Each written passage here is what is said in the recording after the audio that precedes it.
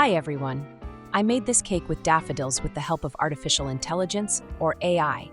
Why with the help of AI? Because it is a cake designed by an AI-powered application. I'll show you in this video how you can design cakes using AI as well.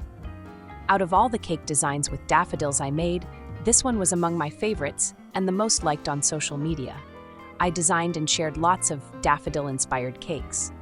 If you're curious, watch this video until the end to see how well I did at making this cake in real life. For those of you who don't know me, I'm Roxy from roxyskitchen.com. I'm a geek who works in the technology industry and a home baker who loves making creative and tasty cakes for our family members. I share cake tutorials with step-by-step pictures or videos on my website and YouTube channel. And now, let me show you how to design cakes using AI-powered apps. This cake with daffodils is my fourth AI-designed cake that I tried replicating in real life. The last one I shared on my channel was this abstract cat cake. You can design anything with these apps, from abstract cakes, comic cakes, or glowing cakes, to simple animal cakes, gaming cakes, wedding cakes, or floral cakes, you name it. These are some of the ones I designed. I know you've probably seen AI-generated cakes all over the internet, but did you know you can design all kinds of cakes in just seconds with these apps? This is a great way to get inspired or picture your cakes before you make them in real life. I'm a bit obsessed with designing cakes using these latest AI-powered apps like MidJourney or DALL-E.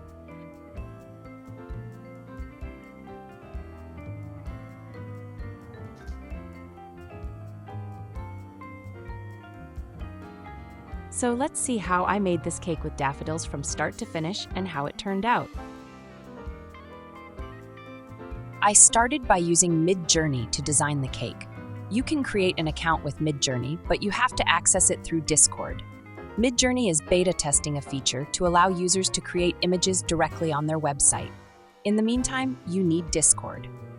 Once you're in Discord, you have to join the MidJourney server. Go to one of their newbies channels to test it out or start a DM with the MidJourney bot if you get a subscription. I'll leave some of the links in the video description. Note that I'm not trying to promote these apps. I gain nothing from mentioning their names, but these are the ones I like using so far. I'm sure there are and will be others worth trying in the future. To create any design in MidJourney, start by typing imagine whatever cake design you want to see. It's super easy to use. In my case, I typed /imagine spring-themed cake with daffodils, simple design AR2x3, where AR2x3 is the image dimension or ratio you want your generated pictures to have. This can be changed based on your preferences. 4 images will be generated in this case, in a 2x3 ratio. You can upscale an image by clicking on U1. Then you will get this larger version of the cake design.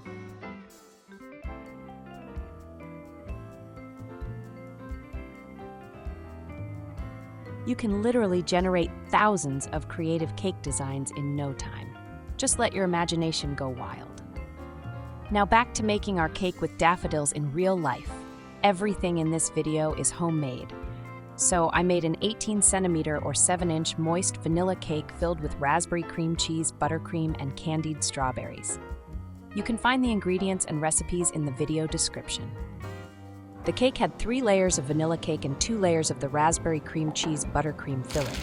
I also used a vanilla and strawberry flavored simple sugar syrup, as we like our cakes extra moist. Lastly, I used some candied strawberries drained from their syrup.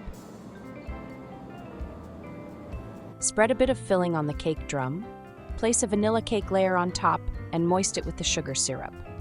Pipe half of the filling, creating a ring of frosting around the edge. This will act as a barrier in case the candied strawberries still have some syrup or a softer consistency, as you don't want this leaking out of your cake.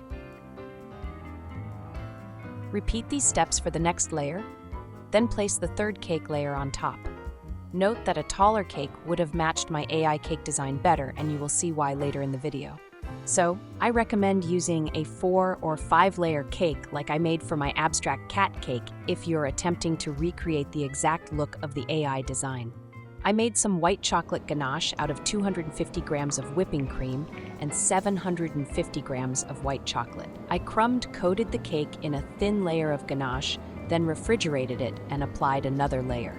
You can also use dark chocolate ganache. It's usually easier to work with. Use a spatula and a cake scraper to smooth out the ganache. Keep the cake in the fridge until the chocolate hardens. I then covered the cake in light yellow fondant. To do this, sprinkle some powdered sugar or cornstarch on your work surface and knead your fondant until it has a workable consistency and it doesn't feel and look dry. Roll out the fondant in the approximate shape of your cake. Use a measuring tape or a piece of string to measure the top and sides of the cake tier to decide how much you should roll out the fondant. You will need about 2.3 kilograms or 5 pounds of light yellow fondant to cover the cake and make the daffodil flowers. Gently lift the fondant over the rolling pin and place it on the side of the cake. Start unrolling the fondant from the side of the cake and across the top to the other side. Smooth the fondant with a fondant smoother, or the palm of your hand, starting from the top. Start to gently pull the fondant out and down around the sides of the cake using one hand, and spread the excess fondant and smooth it out using a fondant smoother, or your other hand.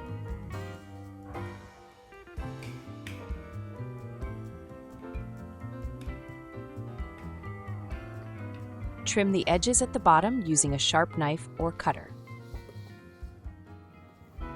Now on to the fun part, making the daffodils. Before we get started, you need to know 2 things. You need to make the flowers 2 to 3 days in advance so that they have time to dry up. Use either gum paste or fondant mixed with Tylose or CMC powder so that the flowers dry faster. You can mix 1 teaspoon of Tylose or CMC powder for every 900 grams or 2 pounds of fondant. To save some time when making the daffodils, you will need a daffodil petal cutter and Vayner silicone mold.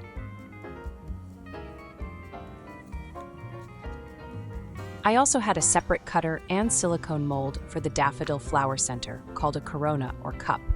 Also, it helps to have these fondant-forming cups, a foam mat, and a ball tool.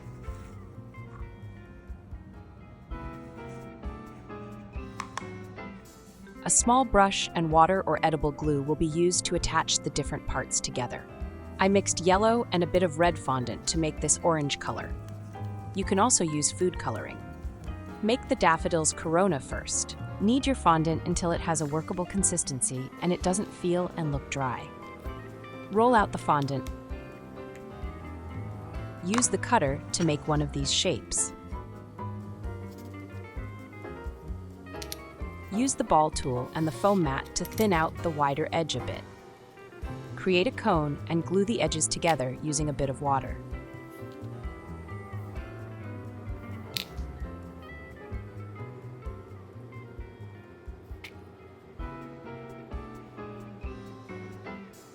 Place this over the silicone mold, and with a ball tool, make downward motions to push the gum paste down and press it lightly onto the silicone mold to shape the daffodil's corona.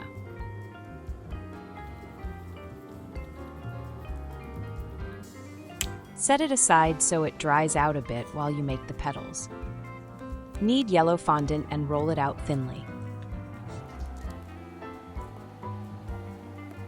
Cut 5 petals.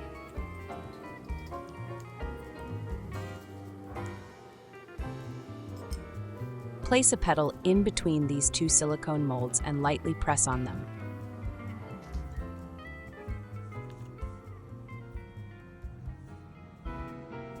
Repeat the steps for all the petals.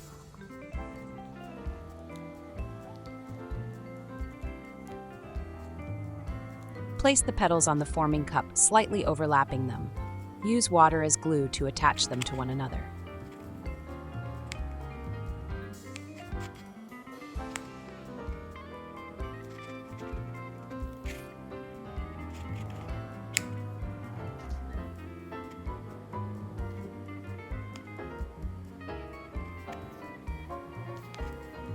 Unmold the corona.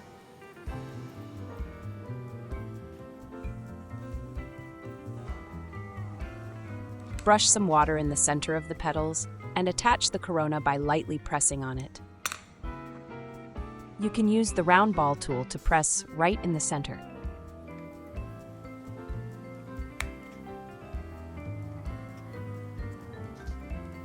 You can slightly bend the petals to give them a more natural look.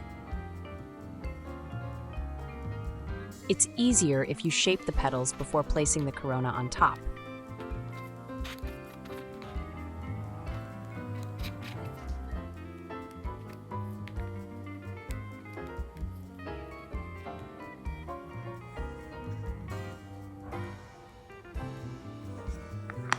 I used plastic formers in 3 sizes to give my daffodils different looks. I also placed paper towel pieces under some petals to lift them up and dry them in this position. Repeat these steps to make 17 to 20 daffodil flowers.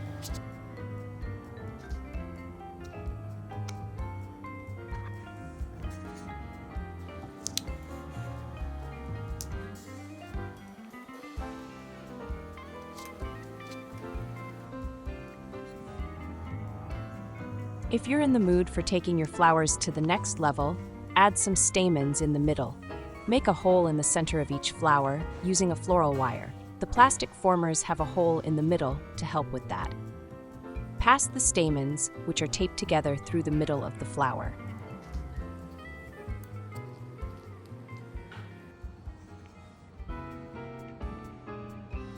For the leaves, I used green fondant and these leaf veiner silicone molds. It's a bit harder to see the pattern. Also, I just used a sharp X-Acto knife to cut the leaves. Roll the fondant, press the silicone molds face down onto the fondant. You can use the rolling pin to press them down more evenly. Then, cut around the shape created to form the leaves. I made some thinner leaves and some thicker ones and of various heights.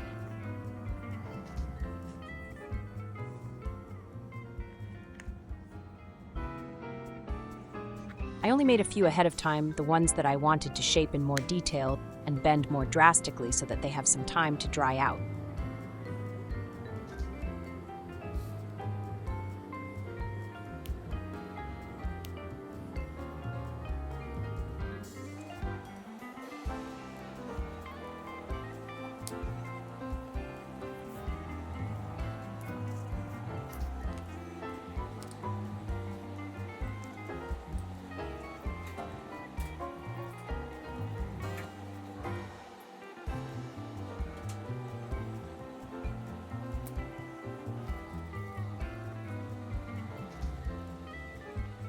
The stems are mainly thin logs of gum paste rolled around a floral wire. I used a thicker floral wire that's not easy to bend and can be inserted in the cake drum for extra stability. Make the stems when you decorate the cake so that you have some flexibility to shape them further when you attach them to the cake and the flower.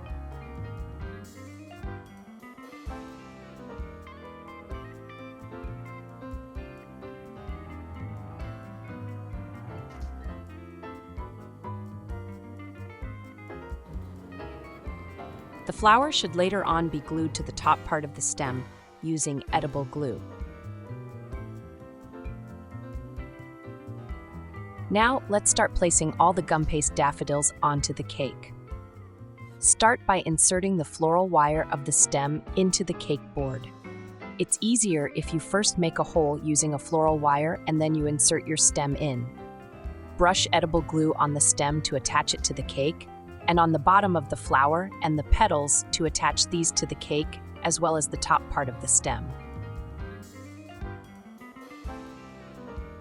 For the flowers that will be standing up, you might need to give them some extra support as they can't be glued and balanced in a single point. So I shaped the top of the floral wire like this and covered it in fondant before gluing the flower on top like this. Then let the glue dry out before inserting the flower into the cake to ensure the flower doesn't slide down.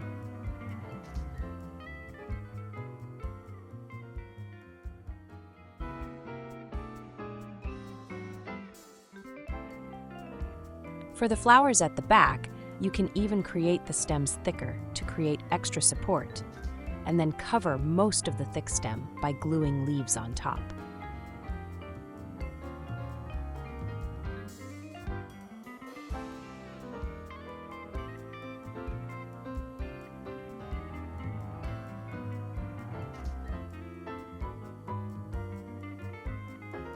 Take some tall leaves that were previously dried out and insert them into the cake, in between the flowers.